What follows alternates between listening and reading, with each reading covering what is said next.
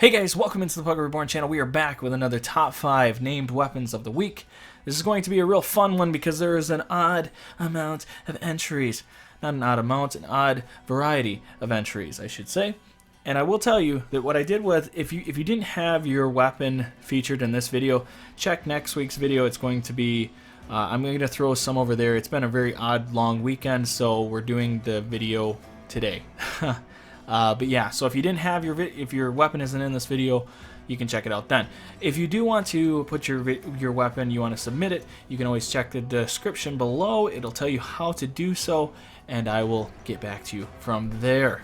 Now, before I do jump in, I do want to say, please hit the like, subscribe. It helps the algorithm through YouTube to get this content out so people can see this. If you do enjoy it, please do so. And finally, I want to tell you we do have a new guide coming to the channel here before long. It's going to be every individual perk as voted on with the community on how it works and what they like about it. This is through Reddit, of course. And I couldn't do this alone without the help of Slimp Warrior. If you guys don't know him, go check him out. He's like the Matrix of Battle Brothers on the Reddit community, the subreddit community. So go check that out, say hi to him, and don't forget to subscribe, like I said, for content like that, especially if you love Battle Brothers. Without further ado, let's get into the top 5. Number 5. So number 5 is the Exquisite Smacker. It's the Exquisite Smacker. Okay, no, this is the Exquisite Smacker. This thing is a one-handed flail from God. It was thrown down onto the earth, and of course, HM Dante picked it up and was like, I'm gonna hit somebody in the head today. Now, no doubt this thing is meant for taking somebody's head clear off, and if it doesn't take it clear off, it'll definitely leave a tattoo or an imprint, whatever, something tribal that you can find in the Aztec. Now, here's the deal.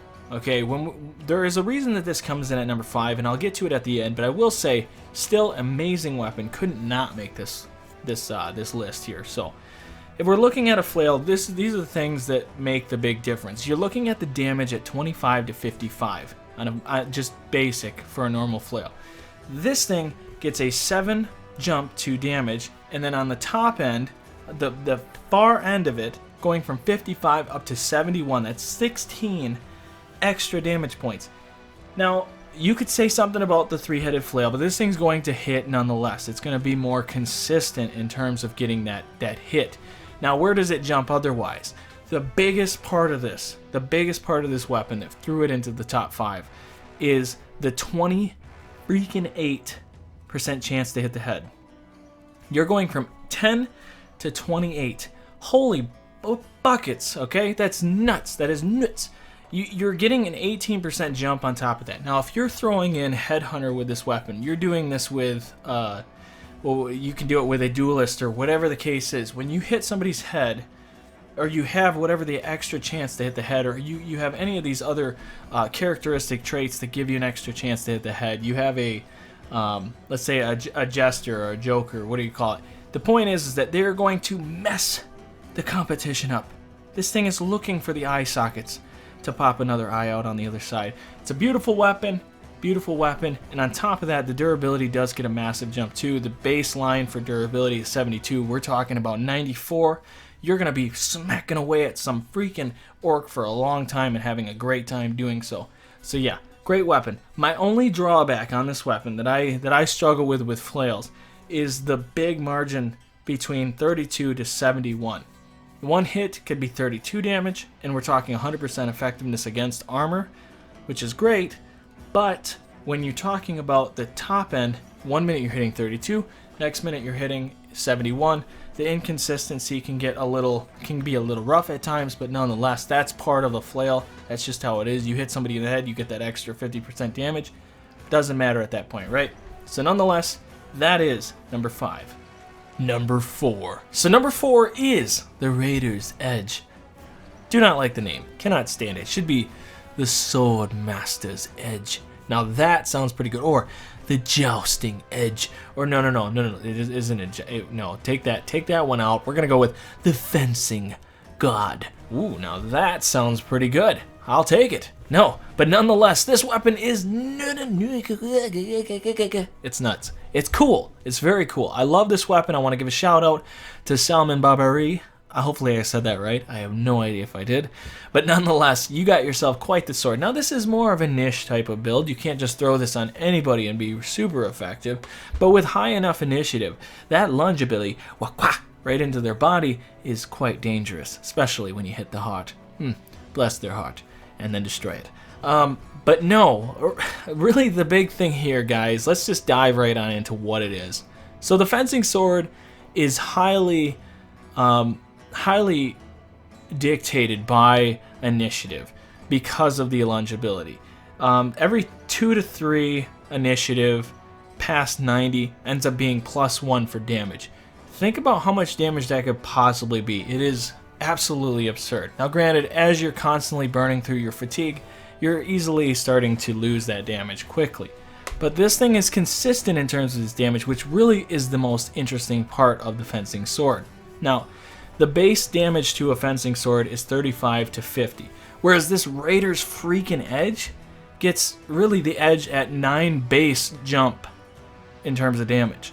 And then on top of it, an extra 14 off of the 50 to make it 64 ceiling damage. So let's talk about the next big thing to this. While we did get a jump in the actual damage, we need to look at the 31% ignoring armor. Now some might say, well, that's not crazy, but it's great! 11% jump off of the 20% you'd normally get for a fencing sword is absolutely sweet. Okay, pretty much this, at 64 damage, and 31% of 64 damage is 19.8 damage. So 19, or if you're rounding up to 20, that's 20 hit point damage. Now that's not including the initiative that brings that damage up even more. So yeah, that's pretty dang sweet. You give this to like the Viper and the Gladiator run, and you really focus in on that initiative, you focus in on switching out between daggers and the Raider's Edge and so on, you're going to do some sick stuff to the competition. I cannot say enough about this weapon. It easily made the 4th spot. However, where it did kind of lack a little bit is ultimately this is such a niche build, and for its what it is amazing. It's an amazing weapon. And this is why I'd like to pit this weapon against other fencing swords compared to the competition of other weapons. Because in terms of meta, you know, it's not exactly the perfect weapon, but in the right hands, it's one of the most deadly. So, that is number 4. Number 3. Number 3 is the Northern Splitter. Yes, it's simple, it's beautiful, and you can see the silver shining as it enters your head and exits your chest cavity. Beautiful. Absolutely made for some sort of crazy novel in the north. But still, this thing is truly well crafted in its design. It is very well done. I'm very happy. This one here is for Azel Kerr. I have no idea if I'm saying that right. But once again, congratulations on this bad boy. Now this thing easily made number 3 because it really hits almost the high point of damage and ignoring armor. This alone, this weapon alone, on a duelist for instance, or somebody who is switching out, I mean whatever the case may be, you can throw this on a guy who's just shield walling most time, tanking, and he's still going to be effective. Why? Well, simply put this. When we look at the damage alone, the damage is jumping. Then again, the base here is 35 to 55, whereas on the Northern Splitter, you're looking at 44 to 70. 44 to 70. That's a 9 increase on the bottom line, and on your top end, you're talking about 15 extra damage. Now, the train doesn't stop there. No. This thing, when it's ripping your guts out, it's doing a little extra to the back end, your rib cage from behind, okay? The thing with this is the 44%, that's an ignoring armor. That is the difference of 14% on top of your normal fighting axe. A lot of people like just the base axe for itself, the utility of taking down shields, the utility of getting a healthy amount of damage with just the effectiveness against armor, and then you're talking getting into the actual guts of the character. Now, when I run the numbers on 44% of 70, you're talking a high end, on a full effect of hitting somebody with armor and everything, you can do up to 30 damage to their hit points. That's crazy. Now granted, understand, Not all hits are created equal, but your top end being able to get into the actual hit points of another character is fandango. Love it. On the Puggo seal of official rewards, it's definitely a number 3. The Northern Splitter, not just splitting wood, but heads and chest cavities and all the guts in between. That is number 3. Number 2. Number 2 is the masterwork pummeler. Yes, this thing will pummel you for sure. It'll hit you and it'll crack your bones. It'll make you feel a little salty because somebody hit you. I don't know what the hell I'm saying. The point still remains. This thing with its silver look to it, it's like that last axe being morphed into a more dangerous creature. Now this creature in itself, this nasty, nasty thing. Oh, and a quick shout out to Abyssalman. Oh my gosh, I am terrible with names. But nonetheless, guys, again, we're focusing on the actual damage and including the ignoring armor. The goal of the game is to kill the target. And this thing doesn't just kill the target from the inside out, it takes out the outside as well. Anytime you get hammers, and why they are so coveted by the community is because they destroy armor so well. So when you get a jump in terms of just pure damage, it's just affecting the bottom line of what it's originally supposed to do, which is destroy armor. Hence the 225% effectiveness against armor. That's normal. But when we start talking about getting into the health, when this thing on a baseline of a normal hammer, this is where a one-handed hammer, this is where we kind of take a step back on most weapons, because your actual pure damage into the health is not the same as other weapons like a two-hander. But if you can cut the armor down as well as eat the health, by the time you get into the health, you've already made a huge dent. And that's the point of this masterwork, and that's why I start salivating when I look at this bad boy. Because then you're looking at the extra ignoring armor. So let's look at everything. I'm getting way ahead of myself. So the damage, base damage, is 30 to 40 on a normal warhammer. But this bad boy gets 80, oh my gosh, can you imagine 80? Good night. No, but the other side of it here for the masterwork is 38 to 50. So you get a effective 8 jump on the base, and then you're also getting an extra 10 damage on the top end. Now if you think about it, that window is only 11 damage difference. That's amazing. That's really great, and especially because you're getting a tier jump up. But where it really hits home is effective ignoring armor. 16% jump on ignoring armor. If that doesn't make you feel good about yourself, you need to look in the mirror and say, do better. This is amazing. Maybe you don't do that, but still, you're overall looking at a weapon that is not just doing, it's doing work on armor and it's doing work on the health. And between the two, it's hard to argue why it wouldn't end up being a number 2. So again, great job on this bad boy. She's sick. He is sick. Really sick. All right, let's get on to the big boy at the very end of this one, the number 1 spot. Number 1. Number 1 is absurd. This thing is absurd. It is the Skull Wapa.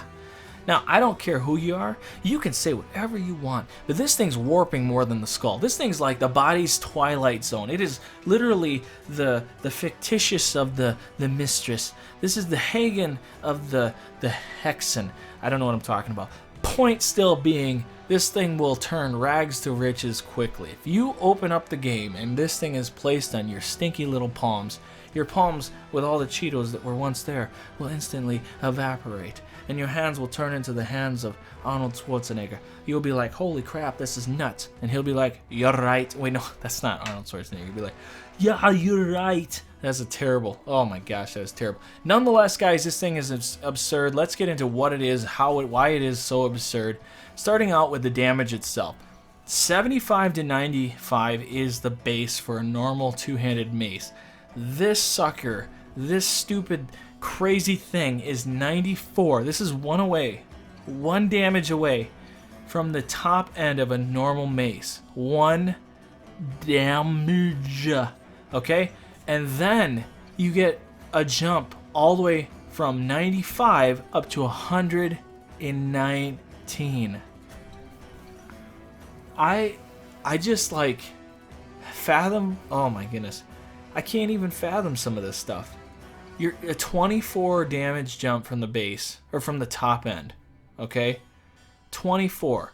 A 24 damage jump from the base. I don't even know what to say. Its damage is absurd. You can just see that. I don't need to go into why or how. But this is where it gets to be its most effective. The fact that it already does 125% effectiveness against armor is beautiful in itself. But when we talk about ignoring armor, the baseline is 50%. This thing jumps up 13%. If you guys don't know, at 119 damage, this thing can get a top end of 74 damage to the hit points.